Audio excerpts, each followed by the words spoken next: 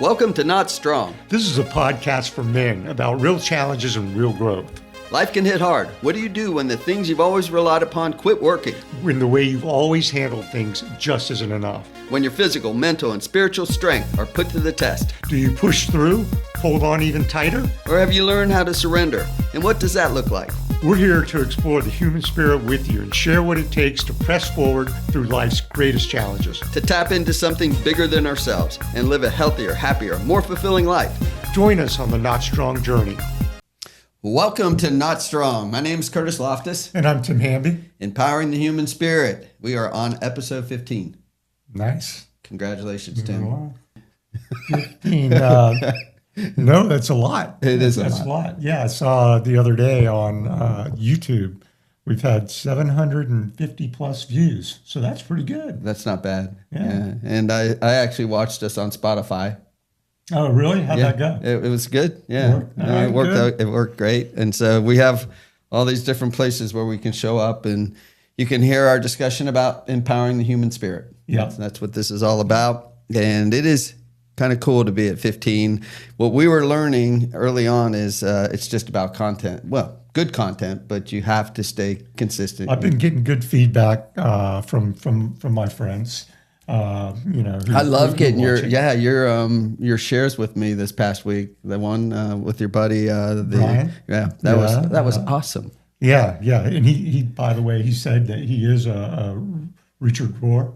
Is that the author? Yeah, Richard Rohr he's done a lot of reading of him and enjoyed that. Excellent. Yeah, that's the big one with Richard is two halves of a man's life, most lives. It's all that early half of life where you're conquering, where you're taking charge and you're doing all your wonderful, cool, this is my purpose. Yeah. And then you get to potentially a place where you're going, wow, I'm retired. I'm not in charge of anyone anymore. And I don't really like walking, or even playing golf. So what do I do? Go surfing. True. Yes. How many hobbies do you think you have? Have you ever kind of... Me? Yeah. Hobbies? Yeah. I literally only, two. Surfing and running. That's it. Oh, writing? You don't call writing kind of a hobby, even though I know you do it for work. I write all day long, every day. And so you don't put that in the hobby bank? Yeah, that's work. But I tell you what, if I wasn't working, if I was retired, I would be writing. There it is. Then it would become a hobby. Yeah. But for now, it's not a hobby. Aren't we supposed to? This is what I've always heard as I've grown up, and all my friends, everyone that wants to brag about their work, it's like, my work is so much fun. It's really like it's not work. I have a job where it's like a hobby. It's like it's the most fun I ever had doing my job. Yeah. And I'm sure it pisses a bunch of people off when they hear that. But actually, this dovetails into our conversation. Yeah, it does. Our topic today, brother, is transformation. Yeah. And we haven't fully flushed out how this will go. We're learning that we could just go kind of at it. Yeah. And as long as I pause. We've got some good notes here, some research and stuff. Yeah, but I will hit pause every once in a while, and we'll be editing here and there.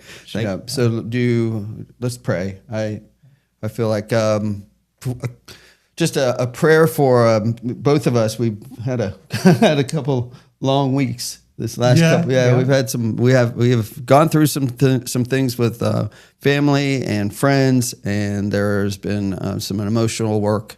But we always trust in God. So let me just share a quick prayer here with the audience. Jesus, we come to you with today's podcast and with all things that can be either a struggle or that can obviously prove to be your glory, and just the hope and the gratitude that we get to lean into every day. We're grateful for the podcast today and this audience, and hopefully we have some words of wisdom for everyone out there. In your name, amen. Amen. Here's what I have from what I asked the chat. Yeah. Mr. GPT. Yeah. The Google. Did some research on I did. I said, how can we assure positive spiritual transformation? Which, again, end of the day, I feel like spirit is going to lead us. Yeah. If we're willing. You could either be led by the world or led by the Spirit. Mm-hmm. And I choose to be led by the Spirit. Yeah. Right. And I know we've talked a lot about maybe what that looks like or where that, and we rest in God, Jesus, and that is pretty much everything through him. So here's the key is to make sure that change becomes spiritual growth, not spiritual erosion, which I thought that was pretty interesting. Yeah. I guess it can become either, depending on what the circumstance is. It can really, pull you under, like riding a wave. It can either pull you under and sink you, or again, you can use it to propel you forward and grow from it, learn from it. Mm-hmm. They say to practice ongoing self-reflection, mm-hmm. and that's one of those things that, again, probably not a natural thing for people to do, mm-hmm. right? I would say I'm yes. I'm pretty self-analytical or self-reflective, and I think I always have been. Doesn't mean I've understood myself perfectly, mm-hmm. And there's outside perspectives that come in that people maybe identify things about you from that perspective that mm-hmm. you couldn't see. Well, you're saying something right there that's I was going to pull us that way eventually. Mm-hmm. Having people that are close, dear friends, spouses, family members, people that care about you, mm-hmm. that you have an open relationship with, where where you can have conversations, just like what we do with this podcast. In part, helps me, and I'm guessing kind of also helps you just navigate ourself. Yeah. When we do this, we're intentionally kind of digging into our own selves, our own lives, thinking through stuff, and then bringing topics that I get to hear from you. Yeah. You and I share different ideas on certain. It's enlightening to hear those different perspectives, and again, whether it's friend, whether it's family, whether it's your wife or your girlfriend or people, whoever's close, as well as professionals, counselors. They're able to see you from outside, and so important. Yeah. He says in Falling Upwards, Richard Rohr says, falling is not falling, it's the path to growth. Mm-hmm. So he explains it like not disaster, but he calls it a sacred doorway. Our wounds, losses, disillusionments often become the only way God can lead us deeper. Yeah. Yeah. Having those challenges, facing them, not having the challenges and being absorbed by them. Right. But accepting them. Like we talked about last week. Yeah, acceptance last week. Seeing where it takes you. Mm-hmm. He talks about the ego, because that's a huge part of what happens with men. Eventually, he says it must be relativized, not glorified or hated, to allow the true self to emerge. So I was going to say, I think this is where a lot of guys our age who are like nearing retirement age and stuff, and they've had this big grand position their whole life, or they've been in charge, they've been the leader, and are doing great things, and then it stops, and there's an identity crisis that is thrust upon them, and that's transformative. And then what? Mm-hmm. What we're calling transformation as something that we can accept and in fact lean into and do our best through that process, so that we're strong, so that we're even growing. Right? Mm-hmm. Or are we kind of, maybe the natural tendency is to get yourself stuck, Tim? I think that's where all the growth happens, is from midlife into older life. I think that all those experiences that you've been gaining throughout your life, that's where they you can come to apply them with a new type of of wisdom form on that experience. That's that transformation. Yeah, so the 10 things that, when I did some research on this, the 10 things I found that men will deal with that are big, either from a physical, spiritual, or emotional standpoint. Physically, you will change, right? Yeah, it's just going to happen. Yeah. Hormones will change. We've talked about it with me. I've had to address hormones just to put me in a better place with my prostate cancer. So I no longer have, testosterone.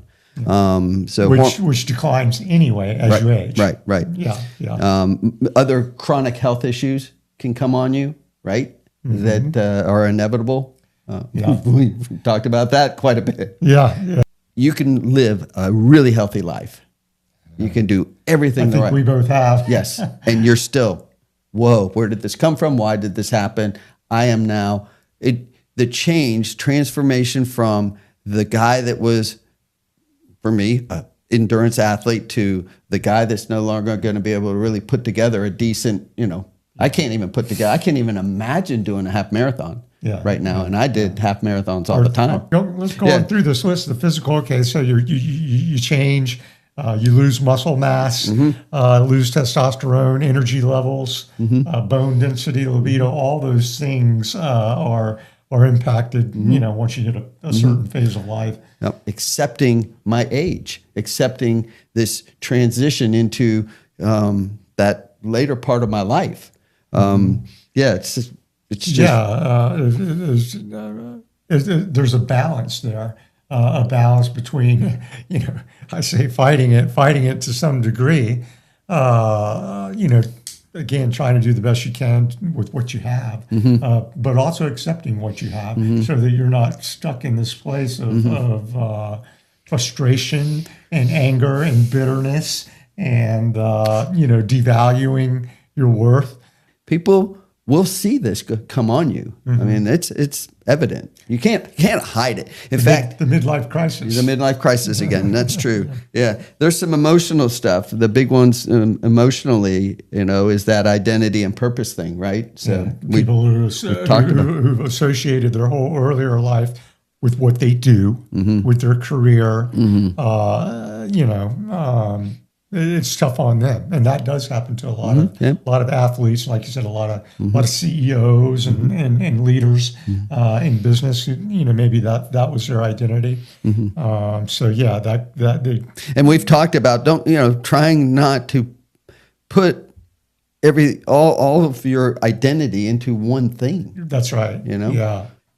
It's kind of like have you heard, when people talk about a sense, that you might lose your sense of smell, or you might lose your sense of sight. You might, over time, something may take one of your sensory things away.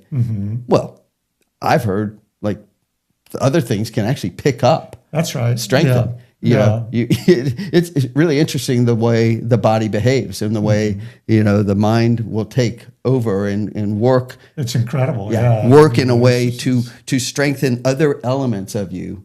Other aspects of you to compensate. Yeah. But because we don't trust it, it might be that, we don't even want to, investigate, go there. Like we've been talking, curiosity to see what happens when the testosterone. What other ways are out there for you to serve and, build your identity around, or a new one, a brand new one comes along.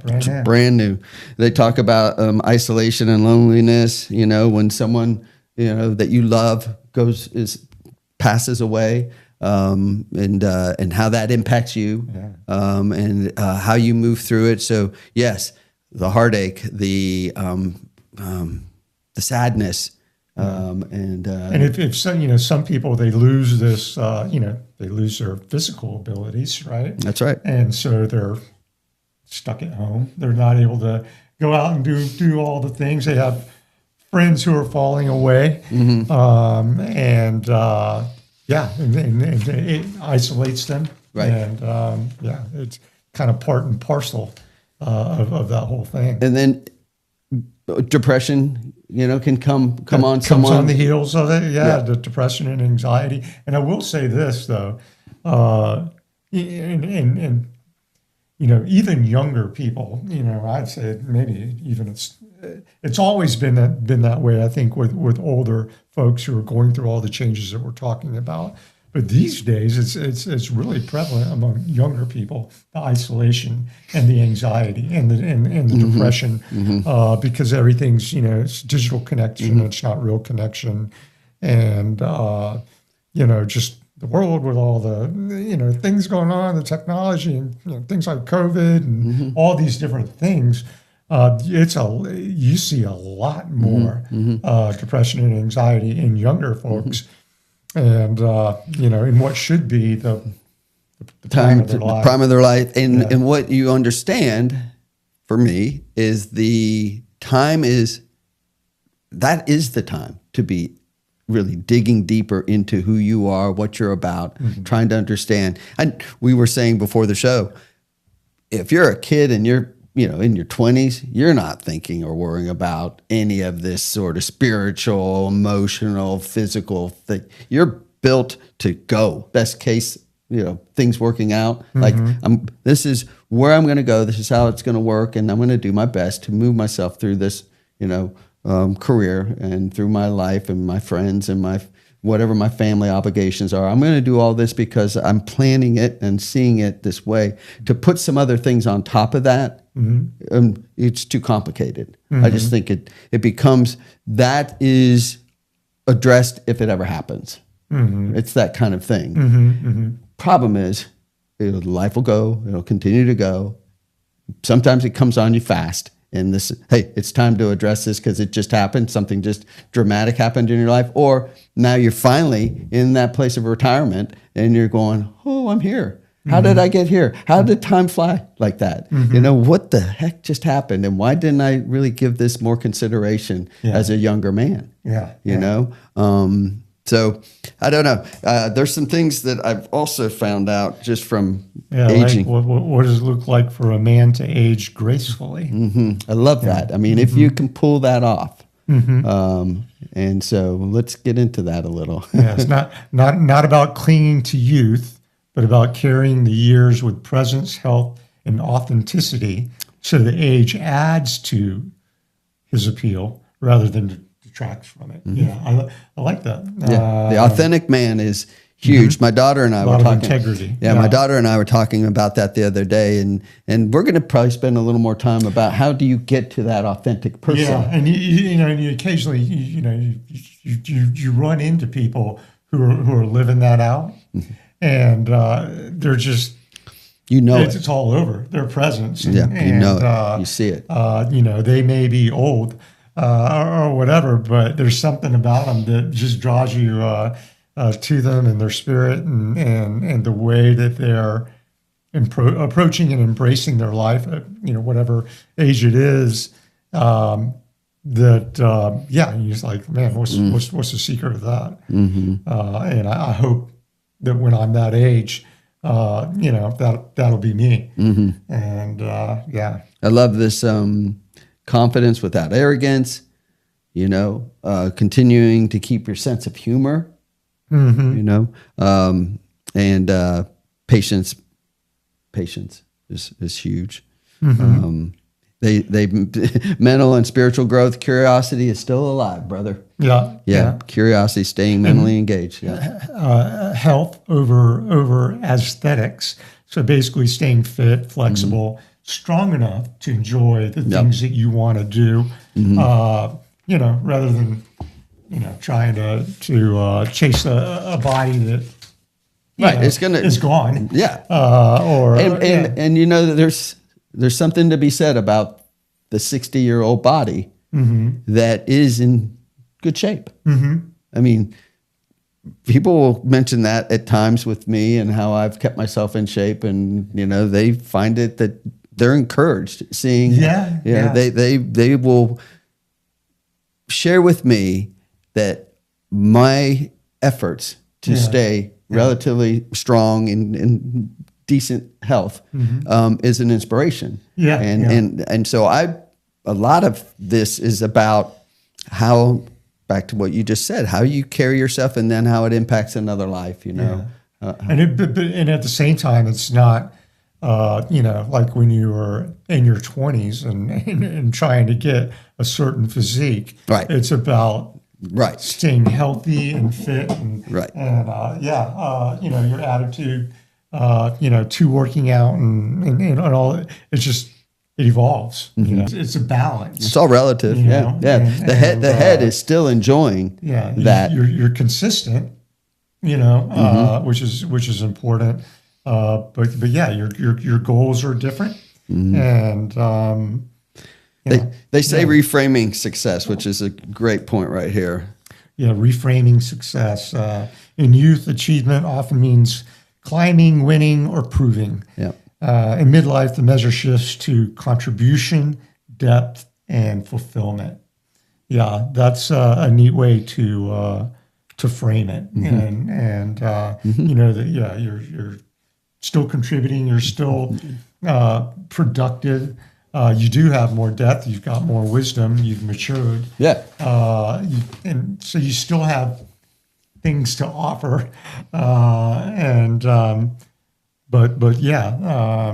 You don't have anything left to prove. And that's one thing that, that I think that's probably one of the more difficult things to, as you age, is letting go of that mindset that you truly don't have anything to prove. Your value, which is in being a unique, created human individual with relationships, the way you affect other people around you, that part has never changed. It was with you when you were young, when you probably didn't realize it, and it's with you now when you may have trouble letting go of what you were.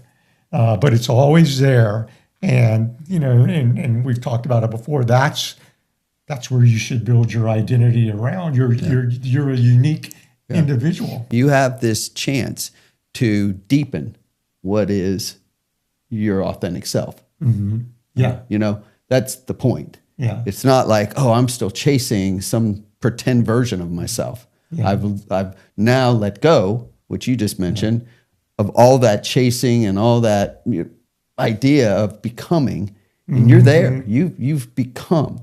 You're already comfortably you. You should be. Yeah, it should be. And then you deepen it. And because now you've got more time to rest, and be reflective, and be mindful, and it's exactly right. They talk about the younger man here learning from those who've aged gracefully, but that's asking a lot from a younger man, Yeah, it is to listen to an old man. It is. But what happens is the younger man can watch through our setbacks, how we handle it, right? Yeah. The younger man looks at relationships that we have, right? They pay attention because and I know that it's easy to sort of chase relationships and go, all right, I'm never going to find or I want the perfect one. Yeah. And they just keep looking and struggling with all these different sort of impossibilities when it comes to the perfect person. And you know that a relationship is built on a deep love. That is not, and they all get messy at one point or another. And they're all going to look their own way with their own kind of beautiful, call them the wounds or whatever the challenges might be in the relationship as you've moved through life. But Margaret and I get to celebrate. We're 42 years, and so this is going to be an anniversary on August 13th. You're a 13th. I was married on the 13th. Yeah, we got a lot of 13s in our background. Yeah, but we got one coming up, and it's very simple for us. We've moved through so much together, and the boy. Me that imagined, a long life with, a partner, is here to say, I'm eternally grateful because of grace and patience and acceptance. It's so much that you have to, trust in almost, right? Or say, hey, I'm going to surrender this part of it because I don't know exactly where it's supposed to go, but I know my ego and pride, if it gets in the way, I can get myself into trouble. You know, I can take hold of some of these things and be selfish in how I'm behaving, and I can ruin a relationship. I can ruin my best chance for, healthy recovery of sorts. I can expect so much out of a life that I become disenchanted or unhappy because it didn't meet these expectations, right? Yeah. Borrow their mental models. That's an interesting one. Many older men carry shortcuts for decision making, ways to see the big picture quickly. Learn those frameworks before you hit their stage of life. Yeah, and again, it's another thing, and as you age and hopefully grow wiser from all the experiences that you've had, you are able to see that big picture better. And not so focused on the trees, but the forest. And that's another thing is that even with younger people, you just don't know what's going to happen from day to day. You could be in a car accident tomorrow, and it will change your life on a dime. And you'll want this same type of wisdom or perspective. You're going to hope for. Even though it's in the midst of the trauma, it's in the midst of the tragedy, it's in the midst of the uncertainty, and you're going to be impatient. You're going to want answers. You're going to hope for a way to move forward. Yeah. So all of that just means grace, again, acceptance. It's just having that perspective and that understanding. Yep. That enables you to deal with whatever it gets thrown at you in life. Here's some good stuff, Tim. Ready? We get to do scriptural stuff because we like the scriptural support, the backing of the most important literature we have. So Proverbs. Here's a great one. 16:31. Gray hair is a crown of glory. It is gained in a righteous life. Yeah. So righteous life, not a reckless life, a righteous life. Yeah. So you and we get to brag a little bit about our gray hair. Yeah. I hope there's some righteous. I hid mine for probably 3 years. I did. 4 years. I had about 10 years of that. I don't even want to admit to it. And finally, you laughed at it too. I was like, why am I doing this? Yeah, this looks silly. No, I did the same thing. Job, wisdom is with the aged and understanding in length of days. Mm-hmm. I like this one, 2 Corinthians 4:16. Though outwardly we are wasting away, yet inwardly we are being renewed day by day. And Psalms, they still bear fruit in old age. They are ever full of sap and green. Mm-hmm. There it is. Yeah. Micah talks to the point of humility as the gateway to curiosity, which, again, this is huge. Yeah. This is huge. And so anyone listening out there doesn't quite understand how that whole thing works with humility through and as a gateway to curiosity. Here's some scriptural stuff. Micah says in 6 verse 8, what does the Lord require of you? To act justly, to love mercy, and to walk humbly with your God. James says, and this is chapter 4, verse 10, humble yourselves before the Lord, and he will lift you up. So humility keeps the mind open to learning, even in old age. Yeah. Ego and pride fade when you see your life as part of God's ongoing story, rather than your own solo performance. I mean, that kind of sums up those bits of scripture. Yeah. Yeah. We have this continuing scripture putting value on the older believers, pouring into the younger ones. So Titus 2, this is verses 2 through 7. Older men are told to be temperate, worthy of respect, self-controlled, and sound in faith, in love, and in endurance, and to train the younger. So there is a responsibility that we have. Mm-hmm. And then I like that, eternal perspective changes how you changes how you face change. And to Timothy, Paul's end of life reflection. I have fought the good fight. I have finished the race. I have kept the faith. And that is a great feeling, you know. Amen to that. You're right. Yeah, you can't fake that. Yeah. You can't fake that. No. It's one of those where you'll hear from people, fake it till you make it. Mm-hmm. Dude, this is like living it as you know it. Yeah. There's living it out. Yeah, and, living it as you know it. There's just you know, and the sooner that, you are able to reflect on and understand the depth of that, the value of it, the better. The sooner in life you can. Yep. And not that it's easy again for a young person. No. Because they're so far away from any kind of perceived notion of that there may be an end one day. They say for us, core spiritual attitude. A grace-filled aging man sees his years not as proof of what's gone, but as proof of what God has built. And he carries that forward with humility, energy, and hope.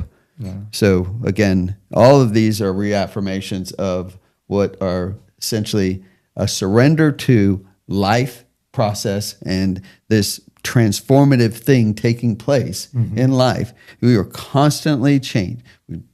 Change is inevitable. Constantly going to see change. We're going to constantly have to address what we're becoming.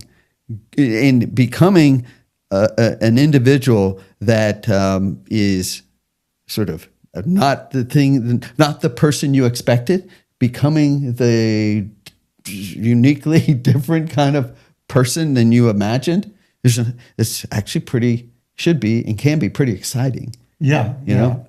Yeah, if you still have that sense of curiosity and can enjoy that aspect of learning and discovering and it can be very exciting. Yeah, we are granted so much, and he's in charge. And we get That's what you learn. Yeah. you figure it out after a while that the 25-year-old you is not in charge. Yeah. And neither is a 30-year-old and 40-year-old or 50 or 60. You let that part of the power ascend to him, and you just you're the grace, and you're filled with the gratitude, and you get to move through life with this energy, this spirit-filled energy, this emotional, physical sense of yourself that is just love and grace and gratitude, and having gratitude as you do it. It's an extraordinary way to live a life. Yeah. So you won't feel lost, you won't feel lonely, you won't feel empty or anxiety, these other things. And if you do, you have the wisdom and the knowledge or the tools to move you past these temporary setbacks. If they're setbacks, these changes, whatever it is this transformative thing going on, which is always big or small, get a chance to move through them, and you can move through them with strength, you really love, can. and a sense of awe. Call it awe. Yeah. So this has been Not Strong. I'm Kurtis Loftus. I'm Tim Handy. And this is Empowering the Human Spirit. Thank you for joining us. Till next week.